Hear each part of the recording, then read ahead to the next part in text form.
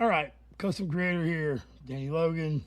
Danny the OGT, and that's Greg OGL. If I'm gonna introduce us like that. Got all our personalities out on the table here now. Yep. So recently I have turned a new leaf on Elvis Presley, and a country guru is who helped me do that. Um, Gary Goodman. So thank you, Gary Goodman. He sent me this as a you know me. If you I know we have a lot of new members. So I cry a lot, so um, it just happens. When I see something good, I cry.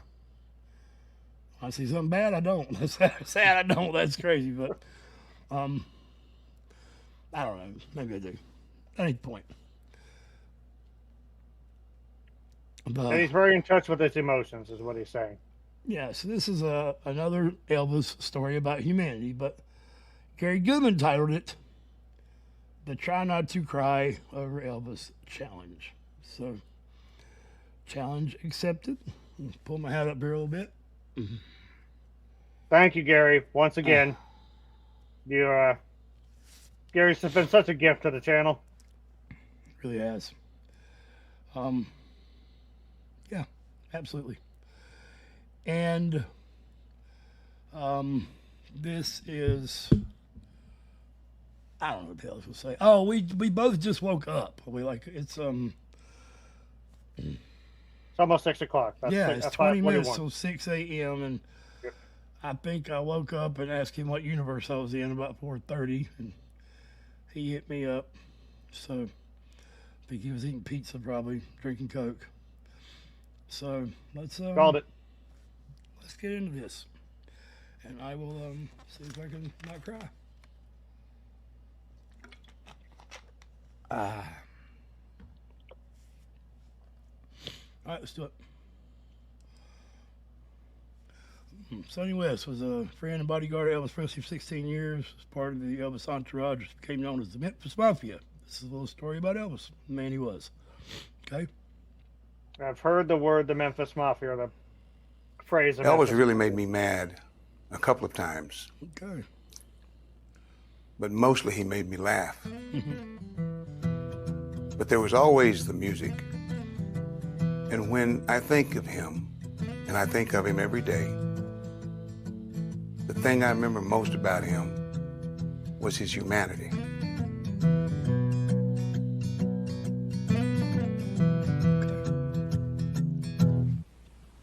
I'd like to tell y'all now a very moving story, one that still touches me today, almost like the one with my uncle and with Elvis, the first time I saw him like that. All right. Before we get started, yeah, he does look like he could whoop somebody's ass. Yeah, I don't know how old he is, but yeah, he still looks like he'd thump somebody. Also, really, and I'm not trying to make light of anything, but I really want to shout out his fashion sense. That all black suit and the bright white tie. It looks like the ghost of a tie or something, but yeah, it's a really striking combination. So the man knows how to make a first impression, no doubt. It is. Take the towel from your Johnny Cash. Maybe it was like Sylvester Stallone and Over the Top when the hat goes around. When the tie Right. comes off, grass is grass. Or bluegrass, we'll say in Elvis' case. All right, let's do it. There was an appeal story written in the commercial appeal there, morning paper in Memphis. And it was an article regarding this little woman that had no legs from the hips down. She was born that way. She had had children, raised them. She would even raise, they had in the story, she had raised some of her grandchildren. And this appeal story was that how she got around on some wood that was nailed together, and underneath they had these roller skates nailed to it. And they had these special handles with some like a leather thing. And she'd pull herself along like skiers do on snow skis and everything. Okay, wait, we've got to stop it for copyright reasons.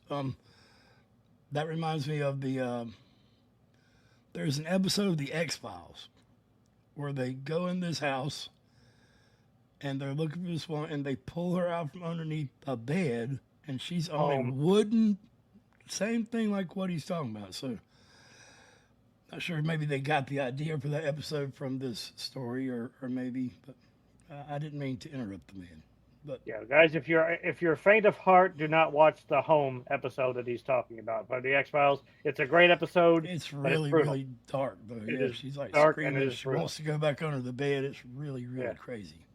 But also, just major props to this woman for overcoming her disability, becoming a mother, a grandmother, and shout out to everyone that supported her and helped her out.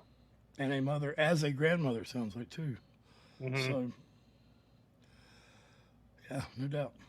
So Marty read it, Marty Lacker. And he brought it up to the house, and I was sitting there with Elvis at the dining room table. And Marty said, Elvis, when you get a chance, I think you might want to read this. And I said, okay. He finished eating, and he picked over the paper, and he looked at it. He looked up after he read it, said, find out where she lives. So Marty did call the paper. Elvis went and bought the most expensive electric wheelchair made. And he and Priscilla, Marty, Alan, Richard, and I think Billy and myself went out there. And it was in the trunk of the car. We took it up to the house. Her husband, who was retired from the railroad, let us in. And he called her out. She came out. We heard her come around that corner. The house was spotless, boards bleached white, the linoleum in the kitchen just shiny, and comes out and we heard her. She comes around that corner face to face with that wheelchair. Oh my. And tears started to come into her eyes. She knew what it was. And tears came to our eyes. She asked if she could sit in it. We lifted her up, Elvis on the one side and I on the other, put her there, and she's checking it out. And Elvis said, ma'am, now, I don't know how to tell you how to operate this thing, but he said, they demonstrated over there, and this here you can just go wherever you want to and get there fast and everything. So he said, we just wanted you to have it. She starts crying, we start crying, and soon we're out of there. We have to get out of there. We walked outside, and Alan said, Elvis, I don't think she knew who you were. He said, it doesn't matter. She knows someone cares.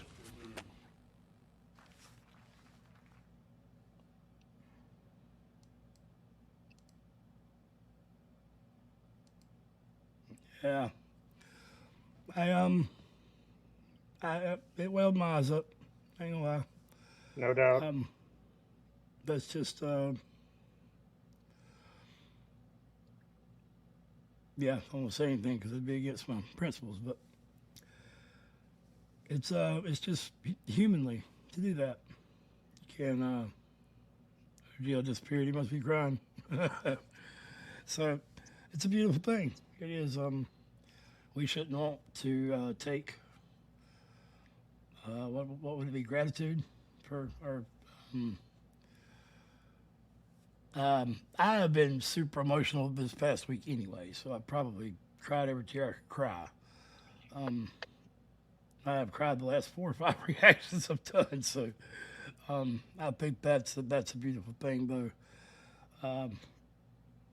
This may sound really stupid and terrible and may get grilled for this, but as a Tool fan, I'm used to this because Tool is all about not taking any credit for anything they do and anybody they help. And the entire fan base is the same way. I'm also very, very much the person who will talk about things like this that most people don't want to talk about. The things that people gossip on the corner about other people to see if the person they're gossiping to, how they react, because it's really something they want to know about themselves. And that's sad that things have to be that way. But It's beautiful that Elvis is not what I thought he was. I don't know if that's beautiful, but I'm just saying it's a beautiful thing, and I ain't patting myself on the back, but it's a beautiful thing when someone can acknowledge that they were wrong about somebody and change your mind. So I've never demonized Elvis for being a drug addict, by the way, because that's something I will never do. I'm taking drugs right now legally, but that don't matter. They're drugs. OGL's never took an illegal drug, but he's still addicted to drugs. That coke right there he's drinking. So we acknowledge these things. We always will. And I've said it a lot. The world needs more humility. Less humility and more humanity. So mental health is real. Help is real. And help should be real. So I think your closing line will be more fitting in this case, OGO. I'll give my thoughts and I'll tell Okay, my yeah, closing. definitely, You will. definitely. I think when you're dealing with, first of all, like it's awesome that Elvis did that. It's also really good of that person to bring that article to his attention. I think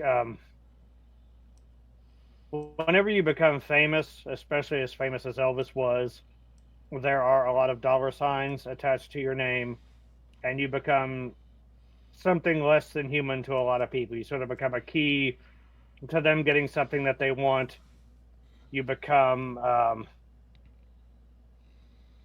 know even Elvis himself, I remember I was disillusioned about how, he felt certain people had used him. Because when given the opportunity to be charitable, he jumped on it. He saw this woman that was disadvantaged, and he did everything he could to rectify the situation. So he needed more people like the gentleman that gave him that article, and less people that were just trying to use him to line their pockets or to give them status or something like that. So I feel for Elvis in that sense, because I think it was difficult for him to be just a kind, generous person when the world was expecting you to be this, performance, this god of musical performance, and these other people were expecting you to be raking in all this money for them. When the bottom line is, I think he wanted to make music because he enjoyed it, and when given the chance to help people, he did. It's also just it's very affecting when Sonny West, like obviously an old school tough guy, when you see him tearing up on something like that, that really is it's heartbreaking and it's affecting. Cause you could tell how much it meant to him as well. So, yeah, I definitely think there are. I definitely want to hear more stories like this. There are a lot of generous acts being committed. Even like I'll see news about someone in a really bad situation, and I'm like, man, if I just had the money, I would try to find that person and just give them something to help them out. We all hope that we would do that in that situation. So, but you're always in a position where you can put a hand on someone's shoulder, give them a few minutes of your time, give them, there's always, always something that you can give to help someone else out. So, music is your best support group, and as always, take care of yourselves so you can take care of each other. I think that's Elvis definitely seemed to be trying to do the best he could to take care of that woman, and I think she was ecstatic. But again, like major props to her ingenuity on a plank with roller skates.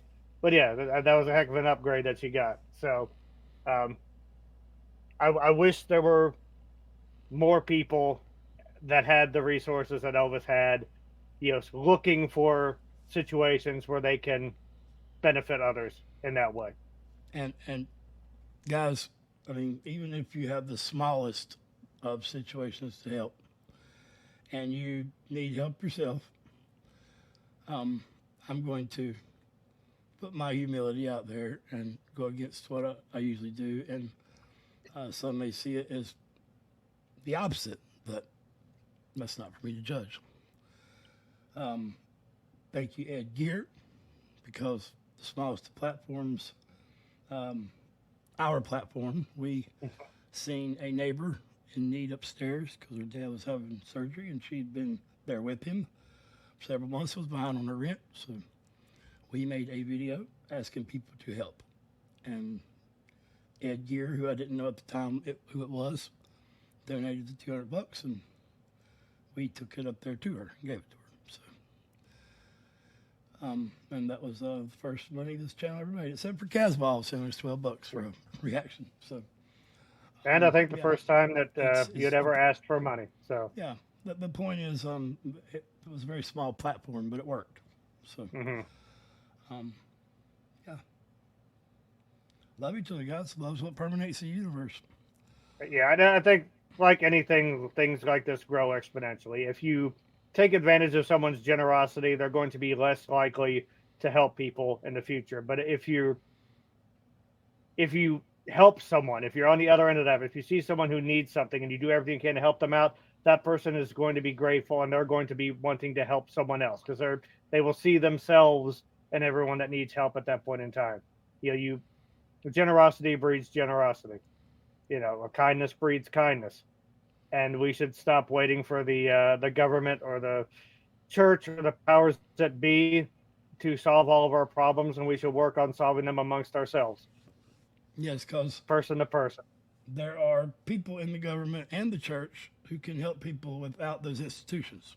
So I will say that because there are a lot of good people in these institutions who don't have to use that institution to help people. So I think that's important to note too. So 100%. Right. Music. So thank you, Elvis. Sound. Thank you, Sonny West, and thank you all for watching. This was Thank you, Gary Goodman.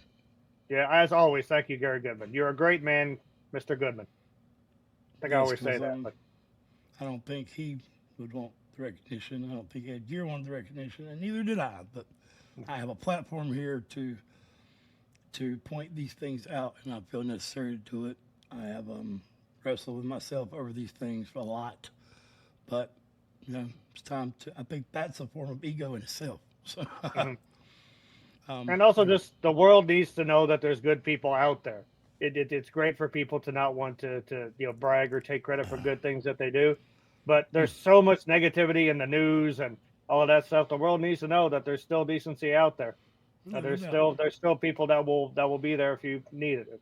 People who will, if you extend a hand, there'll be someone they'll take it. So thank you, Ed. Thank you, Gary. Thank you, Ed Gear. Thank you, Danny Lee OGT. And be a part of the start, guys. I don't know who all these cartoon characters are. Anyway, love y'all guys, girls, whatever, all y'all.